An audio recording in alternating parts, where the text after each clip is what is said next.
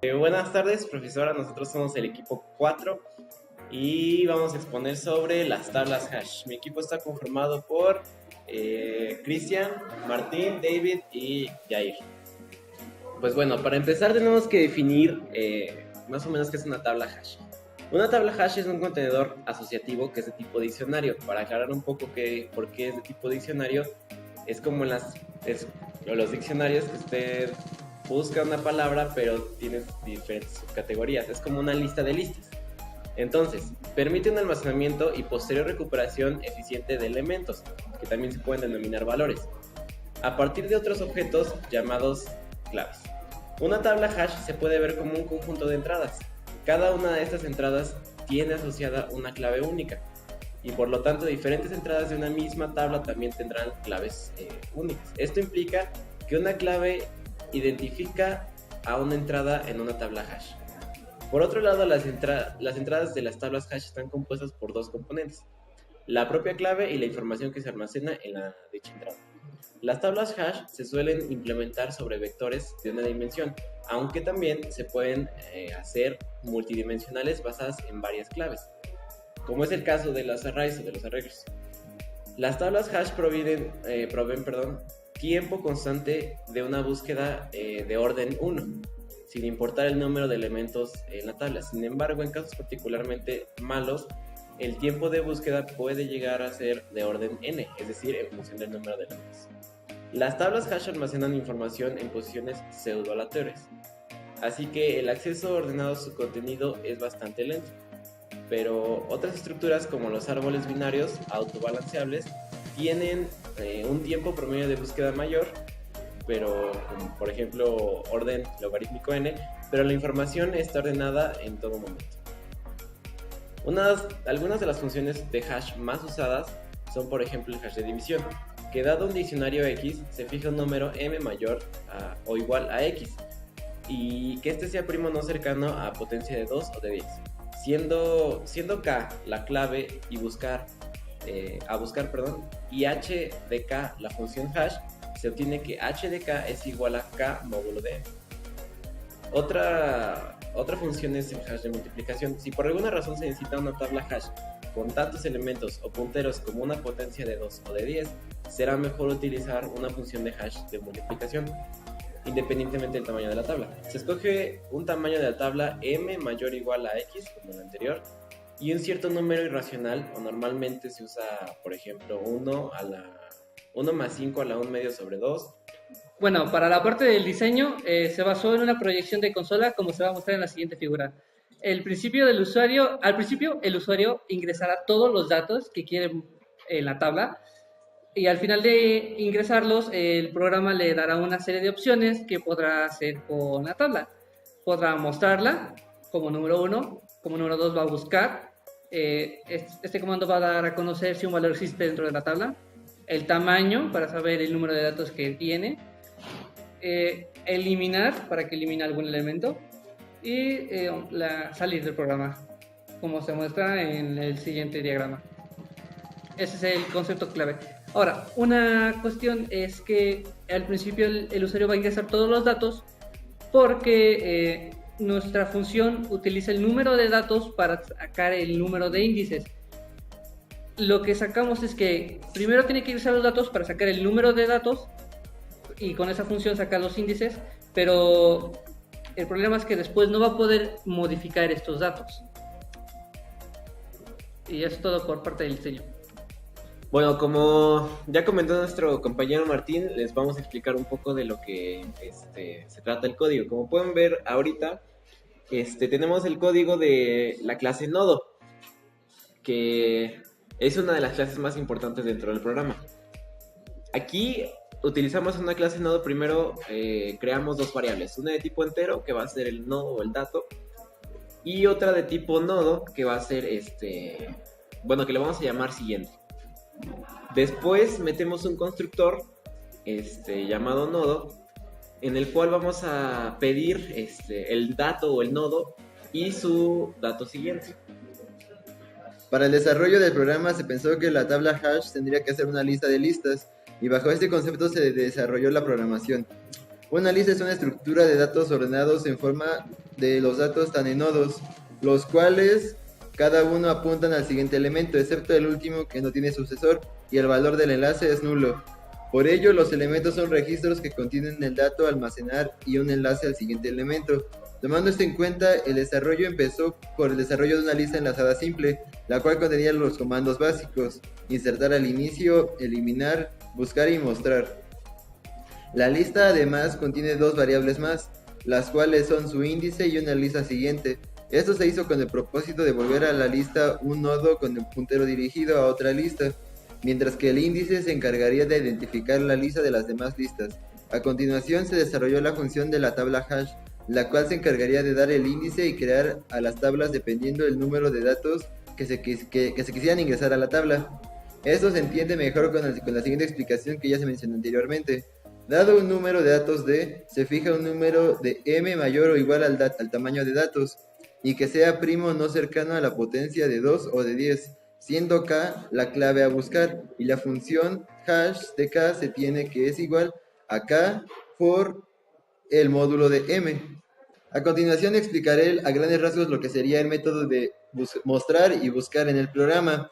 Bueno, el método de mostrar lo que hace es que te muestra de todos los índices, todos los mostrar. Y el método de buscar solo te dice que si está o no está el dato, y es muy similar al método de agregar. Ok, pasamos con la parte de la clase primo, encargada de verificar si un número es primo o no. Está basado en la criba de Eratóstenes, la cual garantiza un orden logarítmico y aparte es el algoritmo más fácil. Por otra parte tenemos la clase M, encargada de la creación del número primo mayor o igual al número de elementos agregados. La clase agregar, utilizada para la creación de listas, asignación de índices y agregación de las claves a las listas anteriormente mencionadas. Bien, a continuación les voy a enseñar las pruebas de la tabla hash, nuestra tabla hash.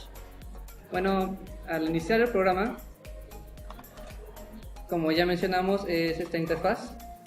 Y ya acabo de ingresar aquí los elementos para mayor rapidez. Ingresé todos estos datos y el programa me marcó que hubo dos colisiones. Ingresé esos datos, el 102, 525, 132 hasta el número 7. Y me marca que el 135 y el número 301 hubo colisiones en el índice 3 y 4 respectivamente. Pues bueno, aquí voy a poner el comando mostrar. Y aquí se muestra el número de los índices y los datos. Los índices se muestran de esta manera porque, como ya mencionamos, como es una lista de listas, los índices se van ingresando dependiendo de la función, como vaya haciendo, cómo vaya creando los índices. En primer lugar se ingresó el número el 102, donde podemos ver que se ingresó en el índice 3. Al principio de la lista está. Y luego se ingresó el número 525, que es el siguiente índice, el número 8, y está ahí con su dato. Podemos ver que sí se repitió hasta el número 135, que fue la primera colisión, y en ese momento no se ingresó un nuevo índice, se hizo la colisión y se agregó detrás del 102. Ese fue el inicio de esa lista. Ahora continuamos como se fueron agregando los datos, y luego hubo una colisión con el número 224, el cual se agregó después del 301. Y después ya terminó y se agregó el 24 y el número 7. Bueno, esa es mostramos la tabla. Ahora vamos a hacer una prueba con el comando buscar. Dijimos el comando buscar y me pide ingresar un elemento. Vamos a buscar el elemento 945. Y como marca aquí, marca que se buscó en el índice 10 y el elemento fue existente. Vamos a hacer una prueba con otro que no se encuentre, digamos el 30. Se buscó en el índice 8, pero el elemento no es encontrado.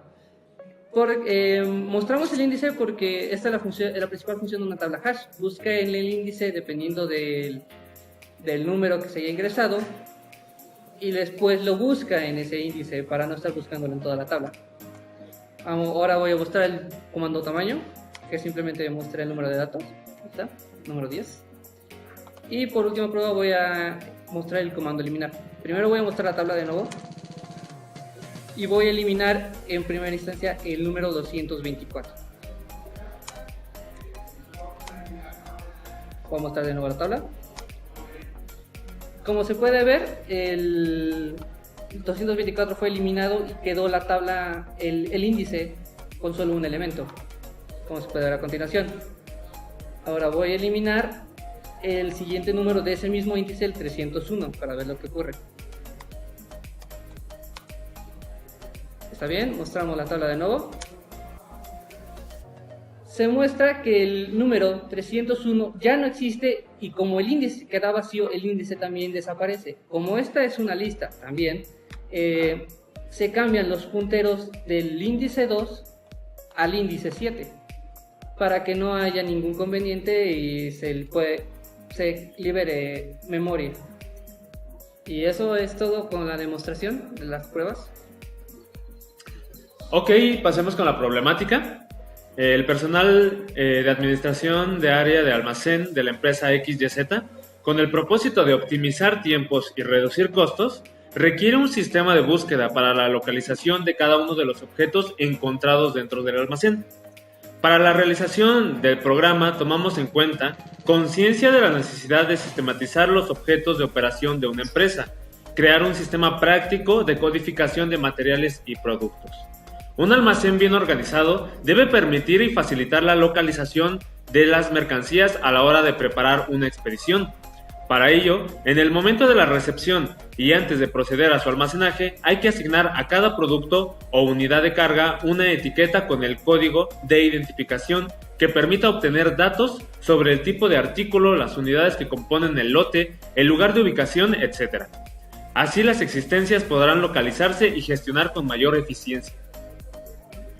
Dentro de un almacén, es de suma importancia codificar cada uno de nuestros productos, insumos, materias y lo demás que tengamos dentro de él, ya que la codificación nos permite tener una información más amplia del producto, lo que la vuelve una codificación significativa. Estas codificaciones, para ser realmente efectivas, deben de cumplir con dos requisitos: ser fácil de teclear y que se use una codificación significativa siempre que sea posible. Gracias a la implementación de las tablas hash, podemos obtener los siguientes beneficios. Podemos notar 4 puntos principales: beneficios comunes a los fabricantes, mayoristas y detallistas, beneficios adicionales para el fabricante, beneficios adicionales para el mayorista y detallista, y beneficios adicionales para el consumidor. Bueno, para las conclusiones, nuestro equipo planteó unas ventajas y las desventajas en el uso de la tabla hash. Como principales ventajas podemos ver que la velocidad al encontrar los datos y la simplicidad del proceso es muy buena. Y también de que el método de que los datos siempre están ordenados, lo que es una muy buena ventaja. A criterio del equipo consideramos que las ventajas inclusive sobrepasan a las desventajas y que es un método para usar muy eficiente cuando se quieren realizar búsquedas de información. Ya. El equipo sabe que hay mejores métodos de búsqueda y mucho más eficientes. Sin embargo, la tabla hash posee la capacidad y la eficiencia de hacer que todos los datos estén ordenados, aunque sacrificando tiempo de ejecución. Con eso terminamos nuestra participación. Muchas gracias por su atención y pedimos que por favor dejen su like y se suscriban. Gracias.